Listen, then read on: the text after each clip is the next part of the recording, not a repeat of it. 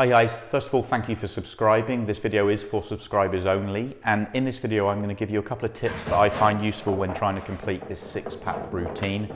As you'll have seen, the six-pack routine, these reds first, then those reds, then the 8-ball. Take these in any order we like, then we can take those in any order we like, any pocket. We can use cushions, we don't have to use cushions, we just need to make sure we use these ones first, then those, and then the 8-ball. And of course if you miss or you can in any balls, the routine stops and we have to start again, and we score it by the number of attempts it takes to do the routine. Now, as I say, for this subscriber only video, I want to give you a couple of tips and tricks on how I go about trying to complete this routine. For me, the biggest key about this routine is planning a good route. Now, we don't know exactly the order we're going to take the ones at the bottom of the table first because we don't know where we're going to land when we transition, but we can certainly plan out our top end of the table, and the key here is trying to make sure we leave a nice angle to be able to transition down the table. And what I'm looking for is a 3/4 ball angle on either this one or that one, so that I can come down, I can use the cushion and I can track down on either the line towards that ball there, or I track down the line using this cushion down there towards that ball there, so I can finish fairly straight in on either of those two corner balls, and then it's just a simple screw or stun shot back into a nice area.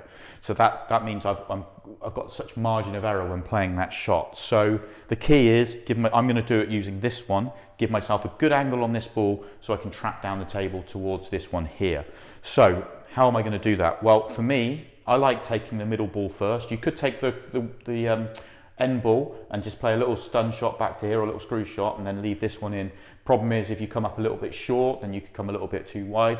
If you come a bit too far, then you have to play a better positional shot. So it's one that, okay, you're only moving the cue ball a couple of inches, but if you get it right, you're perfect. If you get it an inch wrong, then it could get a little bit tricky. So that's why I like the middle ball, because all I'm going to try and do is leave myself 3/4 ball on the middle. I'm just going to stun across, so I'm almost bang smack in the middle. I could go both ways then, if I could, depending on the angles I get left, but ideally I'm going to be somewhere near straight in on this ball here, and then I just screw back, and I've got much more margin of error when I screw back for this one by playing it that way. Let's see if I can do what I talk about. So 3/4 ball on this one.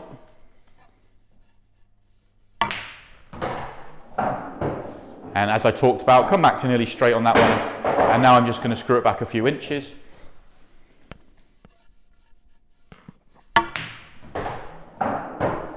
I left myself a nice angle. Yeah, perfect would have been here, but I don't mind here. I've still got enough angle I can screw into this area here, and I'm tracking down the table nicely.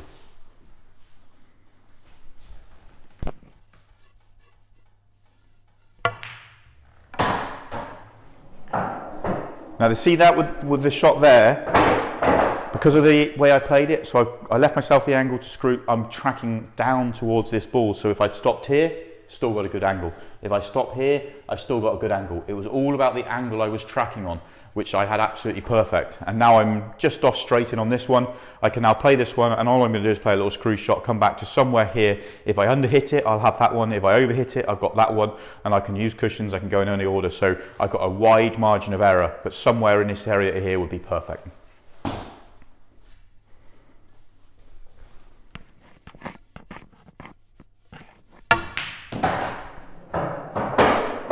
Yeah, happy with that.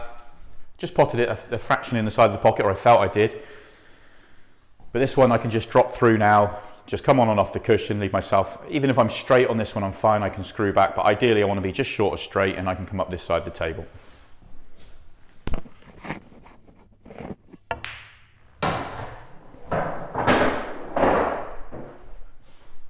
As it happens, I overhit that positional shot by quite a long way, but I'm still fine. This is where, because it's my last ball, I've got plenty of margin of error. I can play this a few different ways. I could screw back on this line here, trying to get back to here. I could top it through to this area here. From this angle, I'm not really thinking about playing for the black into the middle pockets. I'm happy with blacks in the corner. I'm happy with those medium length black pots. So I just need to try and leave myself one of those rather than trying to get perfect on it in the middle. Give myself a nice good look at the 8-ball. So I'm going to play the little screw shot because I want to try and get the cue ball back, not far off where it is now. So it's going to come back on this line here and out to about here.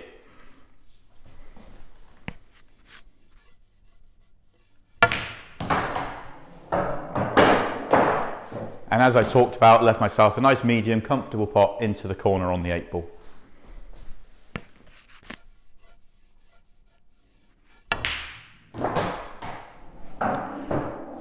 So there you go, that's how I would go about completing this routine. The bottom end of the table, I didn't know exactly how I was going to go about it when I started my visit, but I was able to negotiate a little bit of a problem I created for myself and still had a comfortable 8-ball, and it was good, clean, clear thinking through that one. The top end of the table is the key really. If you can get yourself a nice angle on this ball or that ball, you're going to be able to transition down the table, and if you get the transition shot right, everything else becomes fairly simple after there. So give this one a go, guys. I'd love to hear from you. Let me know how you get on. Of course, when you're scoring, I should have said what you have to do is if you complete it in 1 try, you put down 1. If you complete it in 2, 3, 4, whatever it takes, you put down your score. It is the number of attempts it takes for you to complete this routine. Hopefully, the more times you do it, the easier it will get for you, and you'll be doing it in one visit nearly every time. Love to hear from you all, as I say, and thank you for watching, and of course, thank you for subscribing.